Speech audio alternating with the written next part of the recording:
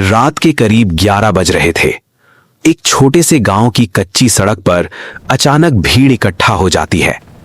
कुछ लोग जोर जोर से नारे लगा रहे होते हैं, कुछ लोग चुपचाप खड़े होकर देख रहे होते हैं और कुछ लोग मोबाइल की फ्लैशलाइट में किसी नेता का भाषण सुन रहे होते हैं। लेकिन उसी भीड़ के पीछे एक बुजुर्ग आदमी अपने टूटे हुए घर के बाहर बैठा है और धीरे से कहता है, बिजली 5 साल में भी ठीक से नहीं आई, लेकिन आज फिर हम उसी बात पर वोट देने जा रहे हैं जो हर बार सुनते हैं।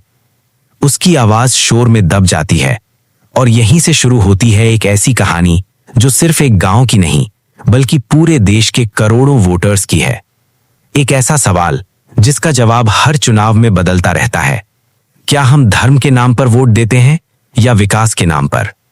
भारत, दुनिया का सबसे बड़ा लोकतंत्र, जहां हर 5 साल में करोड़ों लोग अपनी उंगलियों पर स्याही लगाकर तय करते हैं कि देश किस दिशा में जाएगा। लेकिन क्या यह फैसला हमेशा सड़क, बिजली, पानी, नौकरी जैसे मुद्दों पर होता है या फिर पहचान, आस्था और धर्म ज्यादा बड़ा रोल निभाते हैं? इस सवाल का जवाब इतना आसान नहीं है, क्योंकि भारत की राजनीति सिर्फ नीतियों की नहीं बल्कि भावनाओं की भी राजनीति है। अगर हम इतिहास में जाएं तो पाएंगे कि आजादी के बाद से ही भारत में धर्म और राजनीति का रिश्ता काफी जटिल रहा है।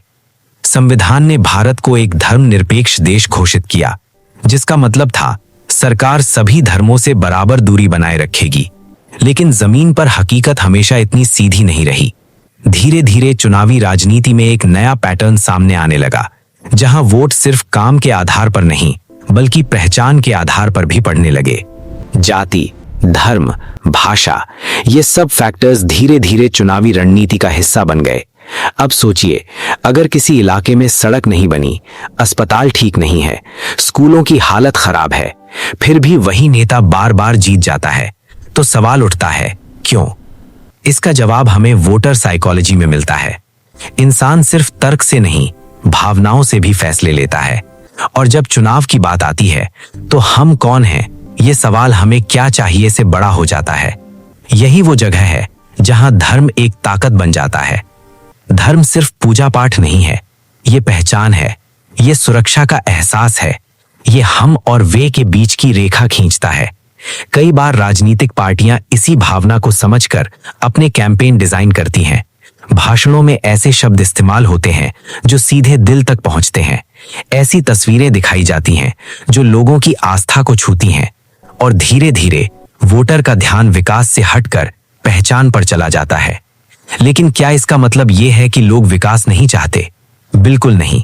हर इंसान चाहता है अच्छी सड़कें, अच्छी शिक्षा, बेहतर अस्पताल और सुरक्षित भविष्य।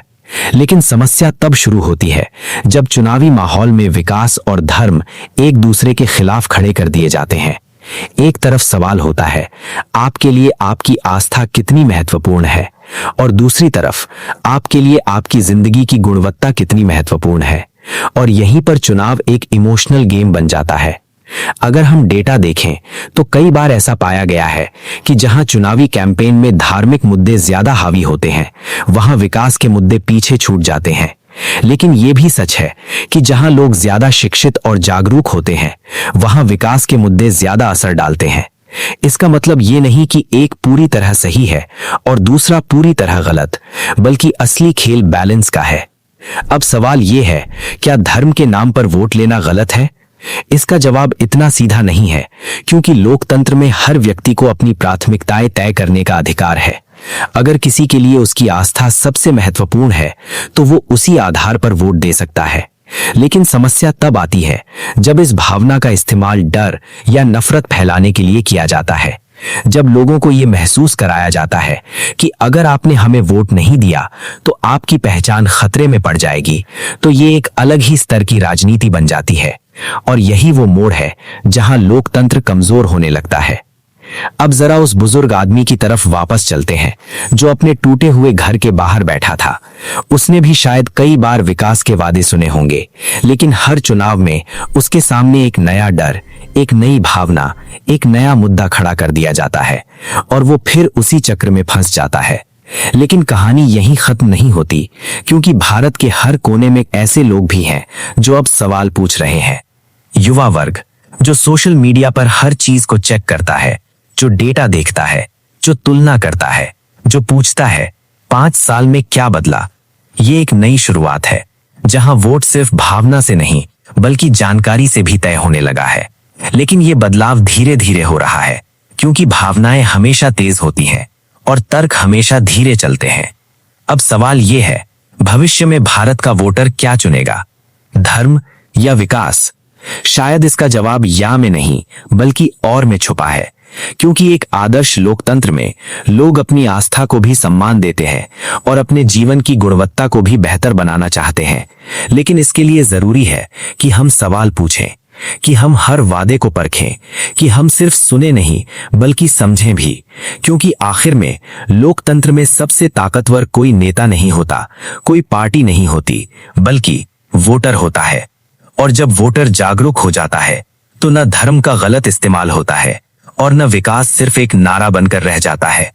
रात के उस गांव में भीड़ धीरे धीरे छटने लगती है, नारे बंद हो जाते हैं, मोबाइल की फ्लैशलाइट बुझ जाती है, लेकिन वो बुजुर्ग आदमी अब भी वहीं बैठा है। इस बार उसकी आंखों में एक सवाल है, क्या इस बार कुछ बदलेगा? और शायद इस सवाल का जवाब किसी नेता के पास नहीं है, किसी पार्टी के पास नहीं है, बल्कि आपके पास है।